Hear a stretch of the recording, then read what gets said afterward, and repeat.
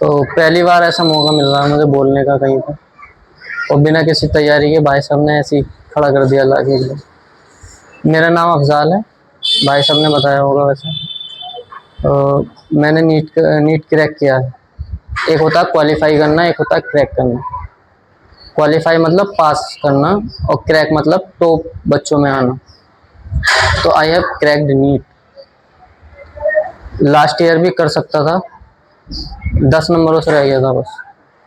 ठीक है, तो जब मैंने स्टार्ट करा था तब मुझे नीट के बारे में पता भी नहीं था। जब मैं 10th क्लास में था तो भाई साहब की कोचिंग में मैंने एडमिशन लिया था। तब टिकटॉक चलता था, उस टाइम में मैं टिकटॉक पे रील बनाता था। तो मतलब मैं इतना सीरियस नहीं था पढ़ाई को लेकर के। तो मेरी दोस्ती हुई भाई साहब के भाई हैं अर्श मलिक, उनसे। तो उनके जो एम्बिशंस थे, मतलब उनको पढ़ने का, मतलब कुछ बनना था उनको भी डॉक्टर ही बनना था। उन्होंने ही बताया था मुझे इस सब के बारे में, पर अनफॉर्चुनेटली वो नहीं बन पाए। मैंने कर लिया, कुछ प्रॉब्लम होगी उनके साथ, तो मुझे पता नहीं था इस सब के बारे में। 10th के बाद स्ट्रीम चूज करनी होती है, साइंस आर्ट। मुझे ये भी नहीं पता था कि क्या चूज करना है मुझे। तो डॉक्टरी के लिए साइंस साइड चाहिए, उसमें बायो चाहिए मेन सब्जेक्ट। तो मुझे ये भी नहीं पता था, तो मैं आर्ट्स को साथ लेके गया था, उसी ने मुझे चूज भी कराया था कि ऐसे ऐसे ये चूज करना है, साइंस स्ट्रीम उसके साथ बायो। तो हमने ऑनलाइन क्लास की थी यूट्यूब से, 11th की और 12th की। तो ठीक ठाक मार्क्स से हमने 11th 12th पास कर लिया, पर जो नीट क्रैक करने के लिए चाहिए उस तरीके से पढ़ाई नहीं करी थी। तभी मुझे 3 साल भी लग गए क्रैक करने में। तो 11th 12th की पढ़ाई मैंने ऑनलाइन की थी। पहले साल मैंने PW से पढ़ाई की थी, दूसरे साल भी। तीसरे साल में दूसरे साल में मेरे नंबर 510 आए थे। तो उसके बेस पे मुझे जो है कोटा में जो है मार्क्स के बेस पे फीस कम हो गई थी मेरी, तो मैंने सोचा कि ऑफलाइन करना चाहिए। 2 बार ऑनलाइन ट्राई कर चुका था। तो ये ऑफलाइन किस साल किया था? इसी साल? इसी साल। इस साल ऑफलाइन किया? जी जी, अन अकेडमी से तैयारी की थी। उसमें डिस्काउंट मिल गया था फीस में, तो इसलिए कर लिया। क्योंकि घर की फाइनेंशियल कंडीशन ऐसी है नहीं कि 1 लाख 1.5 लाख फीस दी जाए कहीं पे। तो बस यही था। आप लोग हैं, अब आप लोगों को तो सोशल मीडिया है इस टाइम पे, फ़ोन है आप सबके हाथ में। हमारे टाइम पे नहीं था, हमें पता भी नहीं था फ़ोन वोन के बारे में। 10th क्लास में रील बनाता था मैं, पर ये सब नहीं पता था मुझे कि आजकल तो सब बच्चों को पता चल जाता है कि साइंस साइड लेनी है, डॉक्टर बनना है तो बायो लेनी है, पर हमें पता नहीं था। तो आप सबके पास मौका है, और भैया तो हैं ही एक्सीलेंट टीचर, बढ़िया एक्सप्लेन करते हैं। और भैया की वजह से ही, सच कहूँ तो भैया ने जितनी मेहनत की है, तो इनका भी बहुत बड़ा एम है। इन्हीं को देख के मैंने बहुत ज़्यादा मेहनत करनी सीखी। मेहनत करनी तो मुझे आती नहीं थी, अर्श अर्श और भैया को देख के मैंने मेहनत करना सीखा। उसके बाद फिर कुछ नहीं, अब क्रैक हो गया। बाकी तो मैंने कुछ तैयार किया नहीं है। क्या परेशानी? परेशानी तो बहुत थी। जैसे कि परेशानी ये थी, घर की परेशानी थी, फाइनेंशियल, जो मैंने बताया अभी। और 2 साल ऑनलाइन करी इसी वजह से, क्योंकि पैसे की कमी थी। इस साल मुझे मार्क्स के बेस पे जो डिस्काउंट मिला था, मैंने बताया था, उसके बावजूद वहाँ पे रहने का खर्चा बहुत है। वहाँ पे रहने का खर्चा अप्रोक्स 10,000 पर मंथ जाता है। तो अगर 10 महीने रहते हैं तो 1 लाख। और मेरे मतलब एक ही भाई हैं, भाई तो हम 4 हैं, पर बाकी सब अपने बच्चों के साथ हैं। तो सिर्फ एक ही भाई है मेरे साथ, फादर मेरे हैं नहीं। मैं जब 6 साल का था जब एक्सपायर हुए थे। तो मेरे जो भाई हैं, नौमान नाम है उनका, तो वो यहीं पे काम करते हैं, बॉर्डर पे मिस्त्री हैं, मैकेनिक हो।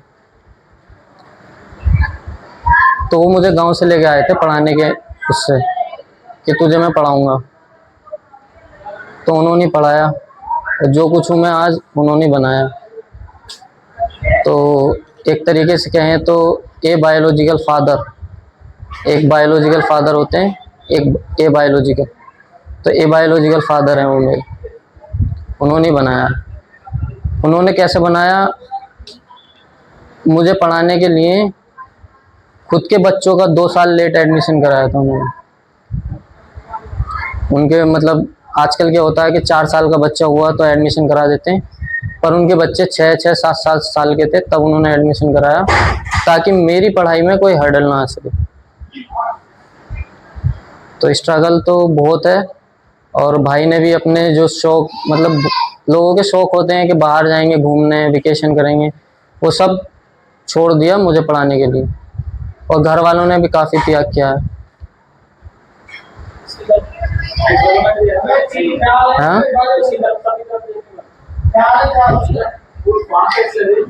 नीचे जा रही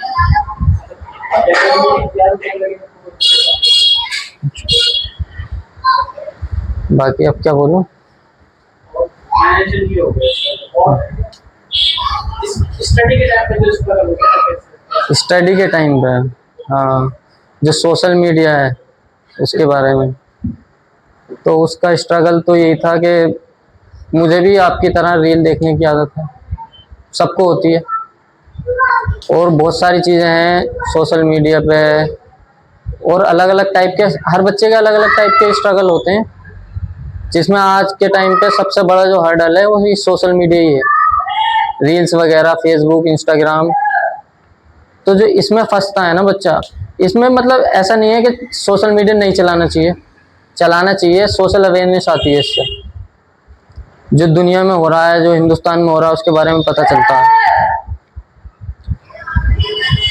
तो इसके लिए ये करना चाहिए कि दिन में, पूरे दिन में 1 या 2 घंटा निकालना चाहिए कि हाँ भाई इस टाइम पे सोशल मीडिया देखूंगा, इसके अलावा नहीं देखूंगा, ठीक है। तो मैं भी यही करता था, पर अभी 2 साल से मैंने सारे ऐप जो फ़ोन में होते हैं, स्नैपचैट, इंस्टाग्राम, जो आजकल के बच्चे चलाते हैं, वो सारे डिलीट थे मेरे। अभी जब मैंने नीट क्रैक किया है उसके बाद ही डाउनलोड किए मैंने सारे ये। तो स्ट्रगल तो है, अब क्या कर सकते हैं, क्या आजकल की दुनिया इसी से चल रही है, इंस्टाग्राम, फेसबुक ये वगैरह। तो इससे पढ़ाई पे इसका इफ़ेक्ट नहीं आना चाहिए, ये कि 1 घंटा पढ़ लिया और 5 मिनट ये चला लिया। पर आजकल ऐसा है कि 5 मिनट देखने बैठे तो 1 घंटा कब निकल जाता पता नहीं चलता। नहीं होता होगा आपके साथ, तो ऐसा सबके साथ होगा। हाँ, देखते हैं, मतलब 5 मिनट देखेंगे, स्क्रॉल करते करते 1 घंटा, थोड़ी देर और, थोड़ी देर और, तो उसके बाद तो है फिर बोले टाइम चला गया, फिर वो गिल्ट आता है कि कल पढ़ूंगा अब तो। वो सबके साथ होता है, हमारे साथ भी होता है, भाई भैया के साथ भी होता होगा। अच्छा, ऐसा कभी भी लगता हो जैसे कि मेरे तैयारी करते हुए 4-5 साल हो गए, हाँ लगता कर है। लिया, चाहे छोड़ दूं, नहीं हो रहा मुझसे, हाँ। हो गया। मेरे जो चाचा के लड़के हैं वो सारे, मतलब कोई किसी काम पे, कोई किसी काम पे, तो वो साल का 1-2 लाख रुपया कमा लेते हैं, ठीक है। तो मेरे जो भाई साहब हैं वो अकेले हैं कमाने वाले घर में, और हम फैमिली है हमारी 8-9-10 की हो गई अब तो, 10 लोगों की फैमिली है, एक ही अकेले कमाने वाले। उसमें मेरी पढ़ाई भी, उनके बच्चों की पढ़ाई भी, अभी तो काफ़ी सारे खर्चे हो गए। तो मुझे कभी कभी ऐसा लगता था कि मुझे ये छोड़ देनी चाहिए। हाँ, जैसे मेरे चाचा के लड़के, मेरे मोहल्ले के, मेरे दोस्त लोग, मेरे साथ जो थे, मतलब 10 से 12 लड़कों ने नीट की तैयारी स्टार्ट की थी, सिर्फ मैं ही रह गया, बाकी सब ने छोड़ दी इसी प्रेशर में कि मेरे साथ के लड़के कमाने लगे, मैं अभी घर के खर्चे पे पल रहा हूँ, घर के खर्चे पे तैयारी कर रहा हूँ, घर में कमा के नहीं दे रहा। तो इस चीज़ का प्रेशर तो होता है, मेरे ऊपर भी था, अभी भी है। ऐसा नहीं है कि नीट क्लियर हो गया तो अभी प्रेशर नहीं है, अभी भी है, आगे और भी खर्चे हैं, तो कुछ ना कुछ तो करना पड़ेगा, इसका प्रेशर तो आता ही है। और प्रेशर जब आता है जब ज़्यादा टाइम हो जाता है, जैसे मुझे 3 साल हो गए, ठीक है। अभी तुम्हारी एज है पढ़ने की तो तुम पढ़ सकते हो, 11th-12th में अगर सही से पढ़ा तो पहली बार में कोई भी कॉम्पिटिटिव एग्ज़ाम क्लियर किया जा सकता है, ठीक। तो टाइम वेस्ट नहीं होगा तो प्रेशर नहीं आएगा, प्रेशर नहीं आएगा तो बच्चा आसानी से निकल जाएगा। नहीं तो यही है, और तो कोई वही नहीं। कितना टाइम अभी और लगेगा? एमबीबीएस कितने साल का होता है, उसके बाद फिर क्या करना होगा? MBBS तो 4.5 साल का होता है, उसमें 2 साल इंटर्नशिप मिलाकर 5.5 साल का। 4.5 साल में 2 साल की लेक्चर वगैरह ये स्टडी होती है किताबों की, और 2 साल की प्रैक्टिस होती है, फिर 1 साल की इंटर्नशिप होती है, तो टोटल मिला के 5.5 साल। उसके बाद अगर तुम्हें पोस्ट ग्रेजुएशन करना है तो एक और एग्ज़ाम होता है नीट PG, वो क्रैक करना होता है। जैसे नीट UG है वैसे ही नीट PG होता है, तो नीट PG क्रैक करना होता है।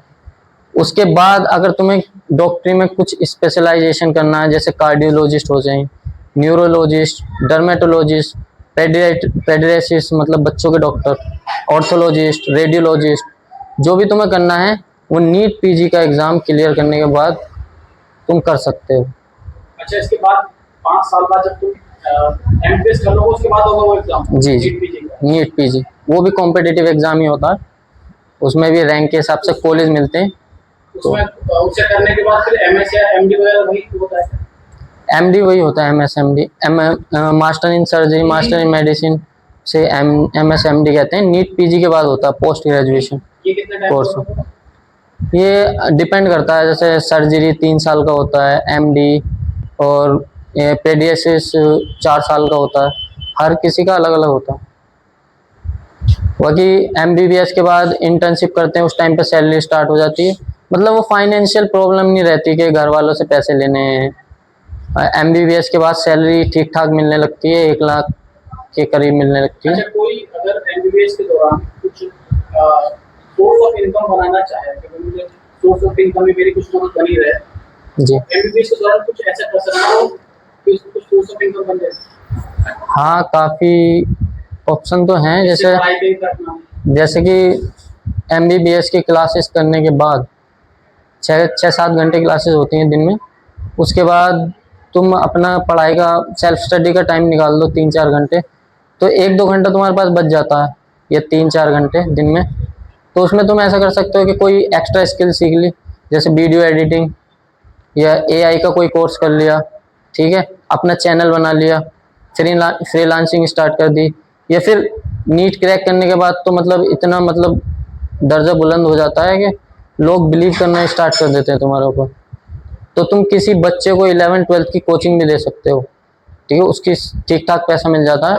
दिल्ली में तो काफ़ी पैसा मिल जाता है उसको, बाकी और जगह भी मिलता है पर दिल्ली में काफ़ी मिलता है।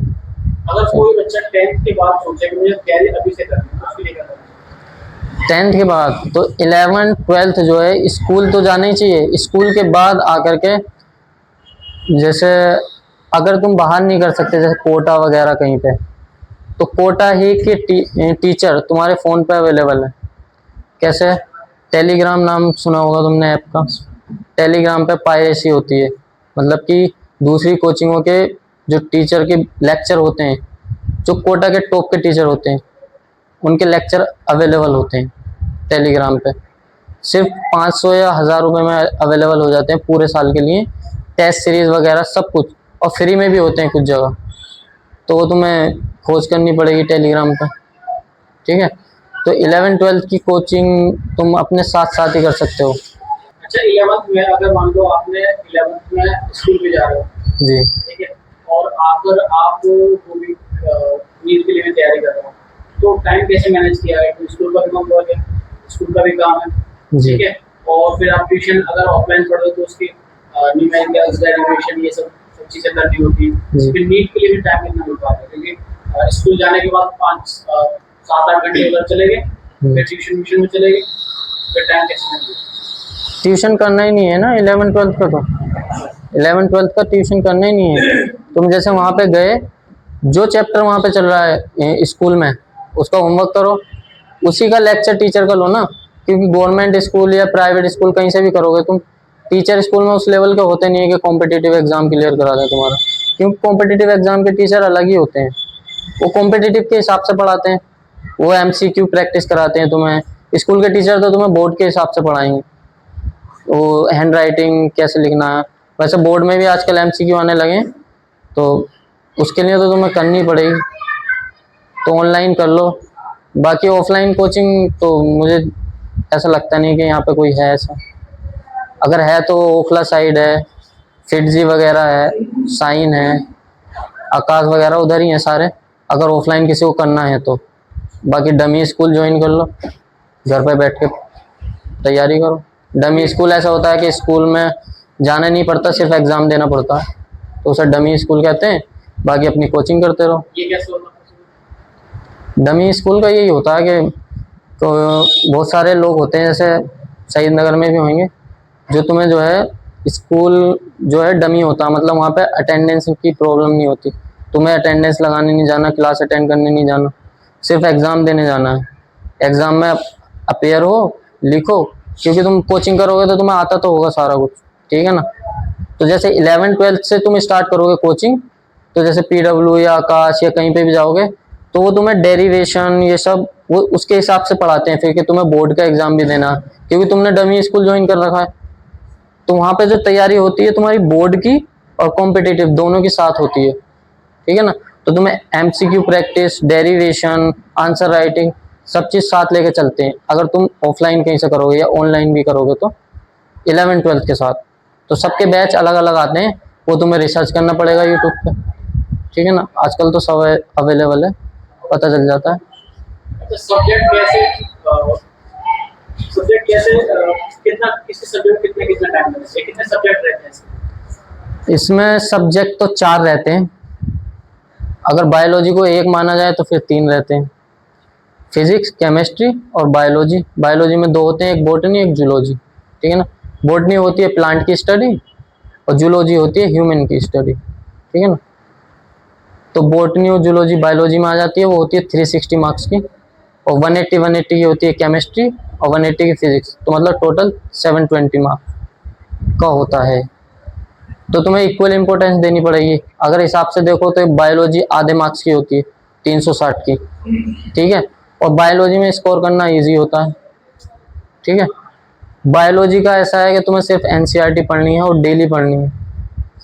जितनी ज़्यादा बार एनसीईआरटी पढ़ोगे, एनसीईआरटी मतलब बाइबल है, बाइबल समझते हो क्या, अल्टीमेट सोर्स है एनसीईआरटी बायोलॉजी के लिए। फिजिक्स केमिस्ट्री की तुम्हें एनसीईआरटी समझ में आएगी नहीं शुरू में, क्योंकि वो कभी कभी मास्टर को भी समझ में नहीं आती। 11th-12th की फिजिक्स और केमिस्ट्री की बुक एनसीईआरटी की, तो तुम्हें सिर्फ मास्टर पे डिपेंड रहना है फिजिक्स केमिस्ट्री के लिए, जो मास्टर कहते हैं वो करना पड़ता है। जो बच्चा मास्टर को फॉलो करता है ना, वो निकाल के ले जाता है। तो जो अपना ज़्यादा दिमाग चलाता है, मैंने बहुत सारे देखे हैं ऐसे, मेरे साथ भी थे इसी साल अनअकैडमी में। वो एक भैया हैं हमारे, उनका 7th ड्रॉप था, मतलब 7 साल से नीट की कोचिंग निकालने की कोशिश कर रहे हैं। 4 साल कानपुर में रहे, 3 साल से यहाँ पे, तो आपके मेरे साथ थे वो। तो जैसे कोचिंग में हम जाते थे क्लास अटेंड करने, तो कोई टीचर ने कोई ट्रिक बताई कोई सवाल सोल्व करने की, तो उस ट्रिक में वो खामी ढूंढते थे। ऐसा नहीं है कि उस ट्रिक को फॉलो करें, अगर टीचर ने बताई है तो कुछ सोच के बताई होगी, तो उसे फॉलो नहीं करते थे, मास्टर में कमी निकालते थे वो। ज़्यादा लंबा टाइम हो जाता है ना, बच्चे पागल हो जाते हैं। हाँ जी जी। तो इसलिए तो कह रहा हूँ मैं, 11th-12th में पढ़ो ढंग से और पहली बार में निकाल के ले जाओ। जो टॉप के बच्चे आते हैं ना, टॉप रैंकर्स, वो 11th-12th के होते हैं, वो 11th-12th ठीक से पढ़े होते हैं। जो रिपीटर्स होते हैं, जैसे मैं, मेरी रैंक ज़्यादा बढ़िया नहीं आ सकती, क्यों? क्योंकि मेरे दिमाग में 1000 टेंशन चलती हैं कि इस बार नहीं हुआ तो फिर यार 3 साल हो गए मुझे, अगर इस बार भी नहीं हुआ तो, ये अलग टेंशनें चलती हैं। जो फ्रेशर बच्चा होता है वो तो पहली बार पढ़ रहा होता है, ठीक है ना। और हमें वही सिलेबस मुझे 3 साल से पढ़ रहा हूँ मैं लगातार, तो बोर भी हो जाते हैं एक बार को कि यार सेम चीज़ 3 बार पढ़ रहा हूँ। 3 बार तो क्या, जब रिवीजन करते हैं तो 8-8, 10-10, 15-15 बार एक साल में वही चीज़। एनसीईआरटी लगभग मैंने 50 से 60 बार पढ़ ली इसी साल में, बायो की एनसीईआरटी। 2 बुक्स होती हैं 11th-12th की, 50 से 60 बार।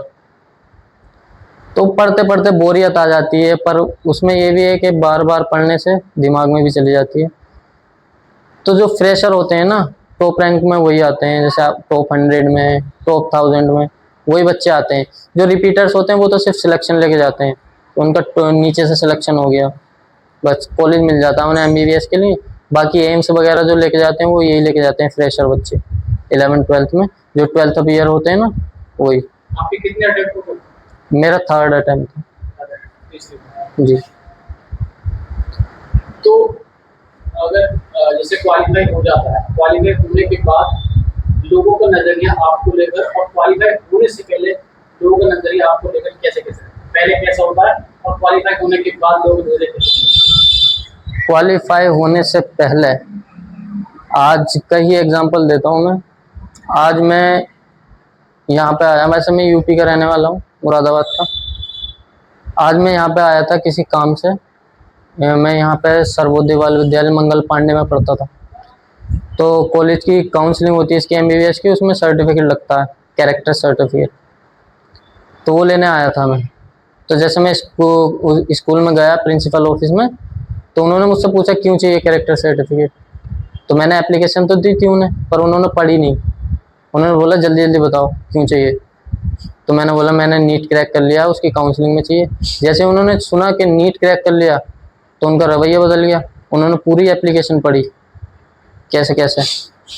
एप्लीकेशन पढ़ने के बाद मुझे बताया कि बेटा इस एप्लीकेशन में ये और ऐड करो नीचे, और 12th की मार्कशीट लेके आओ, उसे ऐड करके मुझे दो, फिर मैं इसे अप्रूव करूँगा, फिर एग्ज़ाम हॉल में जाना, वहाँ से तुम्हें ये मिलेगा। ठीक है। वो मतलब अगर मैं नीट बिना क्रैक करे जाता तो उनका रवैया ऐसा होता कि जल्दी जल्दी बताओ, और हो सकता है कि वो मुझे ना भी देते, 2-3 दिन घुमाते इधर उधर। पर जैसे उन्होंने सुना कि नीट क्रैक कर लिया, तो उन्होंने एकदम दे दिया। फ़ोटो वोटो खींचा, मेरा नंबर लिया, अपना नंबर दिया मुझे, और क्लास में 12th क्लास के बच्चों को 11th क्लास और 10th क्लास के बच्चों से मुझे इंट्रोड्यूस कराया वहाँ पे स्कूल में। तो ये रवैया होता है। बाकी रिश्तेदारों का तो है ही, नीट से पहले बुरा ही होता है और नीट के बाद थोड़ा बुरा कम हो जाता है, बाकी रहता बुरा ही है। रिश्तेदार तो रिश्तेदार है। अच्छा, रिश्तों का क्या मामला है? ऐसा भी कुछ, जैसे नीट क्वालिफाई हुआ तो सारे रिश्तेदारियों को पता लगा होगा, उसका क्वालिफाई हुआ तो फोन वगैरह आए होंगे। जी जी। अच्छा, किसी का रिश्ता भी आया? नहीं नहीं। अभी तो क्योंकि भाई डॉक्टर साहब है, औकात से बहुत बाहर पहुंच गए, इस टाइम एक सेलिब्रिटी बन गए हो। जी जी नीट स्टूडेंट्स की नजर में। जी। जैसे नीट का रिजल्ट आया, तो मेरे घर वाले जो है फार्मर हैं, अच्छा, तो मेरे भैया के चोट लग गई थी, तो वो घर पे थे, मैं खेत पे था। नीट का रिजल्ट आया रात के 10:30 बजे। खेती करते हो? जी जी पूरी खेती आती है जी जी सारी? जी मतलब कहने का मतलब आप खुद किसान? जी जी। तो मैं खेत पे था 10:30 बजे, तो मैं सोने के लिए जा रहा था। मुझे पता भी नहीं था कि रिजल्ट आ गया, क्योंकि मैं चेक नहीं करता था। मतलब जब आएगा तो आएगा, अगर नंबर आ गया तो पता चल ही जाएगा। तो मेरे एक दोस्त का फ़ोन आया, जो मैंने बताया था कि 7 साल से तैयारी कर रहे हैं, उनका फ़ोन आया। बोले रिज़ल्ट चेक करा? मैं कि रिज़ल्ट तो अभी आया नहीं। बोले अभी आया है। तो इत्तेफाक से मेरे फ़ोन में रिचार्ज भी नहीं था, रिचार्ज ख़त्म हुआ था उसी दिन। मैं कह रहा मेरे फ़ोन में यार रिचार्ज नहीं है, नेट भी नहीं है, मैं तुम्हें एप्लीकेशन नंबर बताता हूँ, पासवर्ड, तुम चेक करके बता दो मेरा। तो उन्होंने चेक करा, उधर से फ़ोन करके मुझे बताया कि तुम्हारा हो गया। तो मुझे पूरी रात नींद नहीं आई। ठीक है। मैंने किसी तरह से, गांव था पास में, वहाँ गांव में गया, किसी का फ़ोन लिया, घर पर फ़ोन इन्फॉर्म किया, तो घर वालों को वैसे नींद नहीं आई पूरी रात। तो वो तो सब में बता रहे थे, पूरे मोहल्ले में जगा दिया सबको कि मेरे बच्चे का हो गया, मेरा हो गया, मेरे भाई का हो गया, ऐसे। फिर उसके बाद अगले दिन जैसे मैं घर आया, घर आने के बाद मतलब ऑलमोस्ट गांव के जो बड़े बड़े आदमी हैं, बड़े बड़े आदमी जिसे कहते हैं कि करोड़पति हैं, सारे हमारे घर थे मेरे आने के बाद। सब सारे लोग, और सारे रिश्तेदारों के फ़ोन मेरे पास, और सारे रो रहे थे। जैसे मतलब मैं रो रहे थे, मतलब कि नाटक ही कर रहे थे। उससे पहले तो कुछ पूछना नहीं कि भाई नीट में हो गया, कहीं पैसे की ज़रूरत तो नहीं है, कुछ तो नहीं है। उसके बाद कि मुझे तो रोना आ गया फ़ोन करके। मैंने तो ये बोला था कि मैं वहाँ जाऊँगा अगर तुम्हारा हो गया तो। हम बरेलवी हैं। तो बोले मैंने वहाँ की फातिहा बोली थी, मैं तो वहाँ पर चादर चढ़ाऊँगी जाके, मैंने ये बोला था। वहीं कि हाँ तुम्हारे बोलने से हो गया सब कुछ। मेरी मेहनत तो जीरो हो गई सब। तो ऐसा है। और इसके अलावा इसके अलावा तो क्या ही है, अब यहाँ पे आया तो ये देखो आपके सामने, आप करोगे क्रैक तो एक दिन आप भी ऐसी स्पीच दोगे, ठीक है। बाकी ओवरऑल एक्सपीरियंस अच्छा रहा, 3 साल का, काफ़ी कुछ सीखने को मिला। जो सीखने को मिला वो बता दिया मैंने आपको, और काफ़ी चीज़ भूल भी गया क्योंकि बिना प्रिपरेशन के एकदम बोलना पड़ गया, तो काफ़ी चीज़ें नहीं बता पाया। नहीं तो गलती करने से मत चूकना, ऐसा नहीं है कि सवाल लगा रहे हो तो गलती हो रही है, तो बहुत सारे ऐसे होते हैं कि गलती हो रही है, मैं तो हूँ ही मंदबुद्धि, मुझसे नहीं आ रहा, मैं भी ऐसे ही था, गलती कर करके ही सीखते हैं सारे। नहीं तो जितनी गलती करोगे कोशिश करना कि उस गलती को दोबारा रिपीट ना करो। अच्छा, क्या लगता था कि हो जाएगा? पहली बार में तो नहीं लगता था, दूसरी बार में, इस साल तो मतलब अंदर से ही एक कॉन्फिडेंस था कि हाँ हो जाएगा, इसलिए मैं कभी रिजल्ट चेक या 2 दिन पहले वो हमारी सीट आ जाती है, मैंने वो हमारी सीट भी नहीं देखी थी। नीट का रिजल्ट आने के बाद मैंने वो हमारी सीट देखी। तो ऐसा है कि मतलब जब होना होता है ना तो पता चल जाता है कि अंदर से हाँ एक फीलिंग आ जाती है कि हाँ हो जाएगा। बाकी 2 साल मैंने दिया था, मुझे फीलिंग आ जाती थी कि नहीं होगा, मैं बता देता था अपने भैया को कि नहीं होगा, क्योंकि उन्हें झूठी होप नहीं देनी थी मुझे, कि झूठी होप दे दी कि हाँ हो जाएगा मेरा, को देखते हैं क्या होगा। वो पूरे 1 महीना इसी खुशी में गुजार दें कि हाँ मेरा भैया क्या तो रहा है, क्या हो जाएगा। जब मैं उनसे कहता था ना कि नहीं होगा, तो ऐसा नहीं है कि वो मतलब उदास होगा, क्या नहीं होगा तो क्या हुआ, दोबारा तैयारी स्टार्ट करो।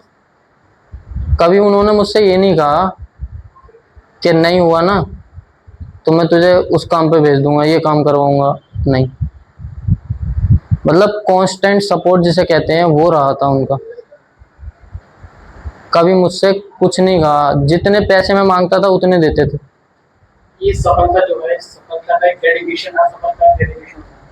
हमारी सफलता का डेडिकेशन किसके लिए जाता है? यदि सफलता किसके लिए डेडिकेट करना चाहिए? डेडिकेशन तो काफ़ी लोगों को जाता है, पर सबसे ज़्यादा तो मेरे भाई को ही जाता है, सबसे बड़ा सपोर्ट उनका ही है।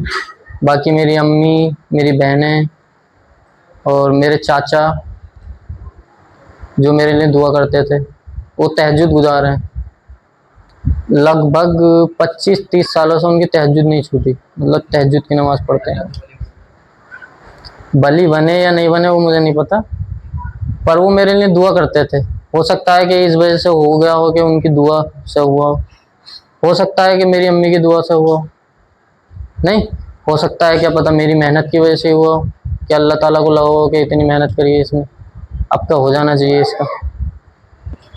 तो होने के लिए तो बहुत कुछ है, डेडिकेशन टीचर्स को भी जाता है, जिनकी वजह से पढ़ना स्टार्ट किया, आमिर सर। अच्छा, जैसे अभी तुम्हारा सिलेक्शन हो गया है, तो अभी भी कुछ रिग्रेट रहेगा कि ये चीज ऐसे हो जाती तो और अच्छा होता? हाँ रिग्रेट तो होता ही है।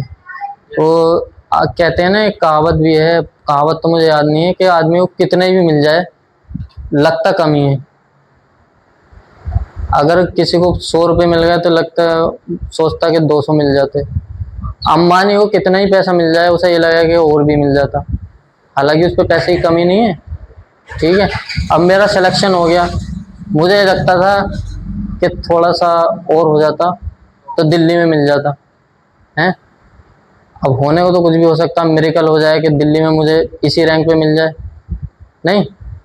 तो मैं सोचता तो यूँ हूँ कि मेरी अंडर 10,000 रैंक आ जाती या टॉप 100 में आ जाती, मुझे एम्स मिल जाता। रात को अभी भी सोता हूँ तो उस टाइम पे मुझे लगता है कि हाँ थोड़ी सी और मेहनत की होती तो ये हो जाता, वो हो जाता। पर अल्लाह ताला का शुक्र अदा करना चाहिए, जो भी मिला है उसमें खुश रहना चाहिए, बस बस यही है। बाकी प्रिपरेशन के साथ ऐसा नहीं है कि प्रिपरेशन कर रहे हैं तो और कुछ काम नहीं करें, नमाज़ें नहीं छूटनी चाहिए। 5 टाइम की नमाज अगर पढ़ोगे ना तो डिसिप्लिन आता है उससे, सुबह सुबह उठने का डिसिप्लिन। जो सुबह उठता है आधी जीत तो वैसे जीत लेता है वो, नहीं। अब अगर कोई 10 बजे उठेगा और कोई 5 बजे उठेगा, तो उसमें फ़र्क तो होएगा। कोई 10 बजे उठ रहा है, 10 बजे सो के उठ रहा है, कोई 5 बजे उठ के 10 बजे तक 5 घंटे का काम कर ले रहा है, तो 5 घंटे आगे हुआ या नहीं? तो ये डिसिप्लिन नमाज की वजह से आता है। अल्लाह ताला का खौफ रखना चाहिए दिल में, और किसी के बारे में बुरा सोचना नहीं चाहिए। जैसा गुमान रखोगे ऐसा ही होता है। किसी के बारे में अगर बुरा गुमान रखोगे तो अल्लाह ताला तुम्हारे साथ भी वैसे ही करेगा। किसी क्वेश्चन पूछने हो? अच्छा, जैसे 11th और 12th में साइंस सेट की तैयारी करते हैं, जी तो उसमें अपने वहाँ एनसीईआरटी तो सही पूरा सही से करते हैं, तो कोई एडिशनल बुक वगैरह भी करते हैं?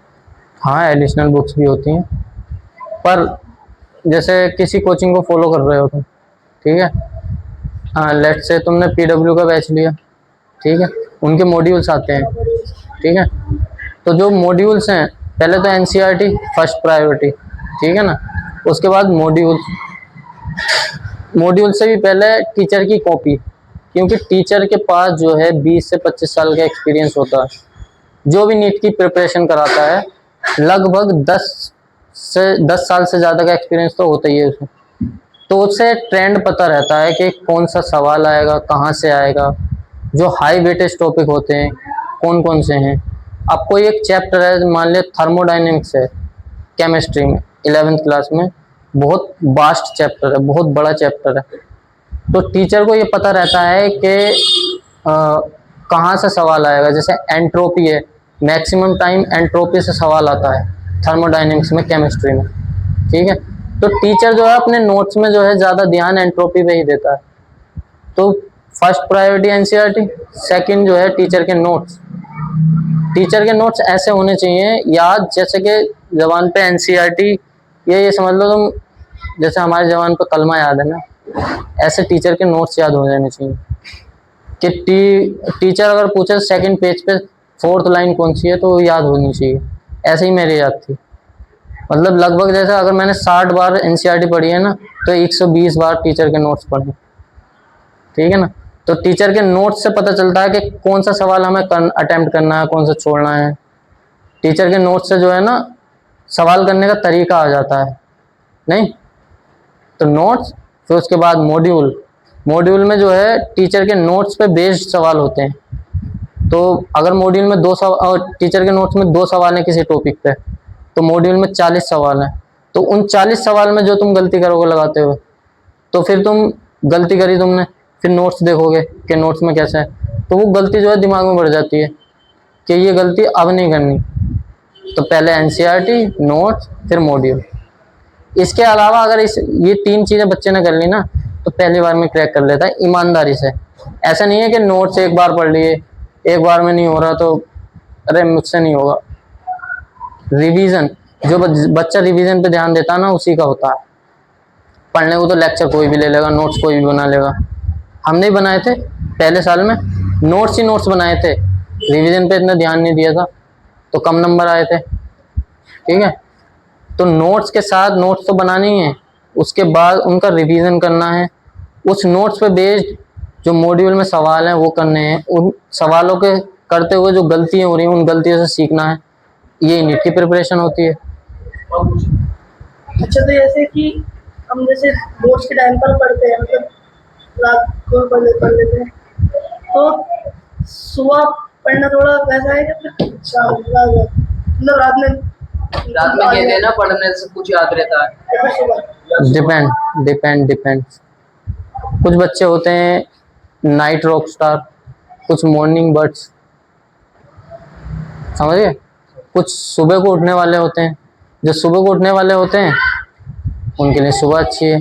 जो रात को ज़्यादा देर तक जागने वाले होते हैं, कुछ बच्चे होते हैं जैसे फ़ोन भी नहीं चला रहे फिर भी नींद नहीं आती पड़े पड़े, तो वो नाइट के रॉक स्टार होते हैं, मतलब रात में पढ़ो आराम से। अच्छा, और एक सब्जेक्ट को कितना टाइम मिलता है?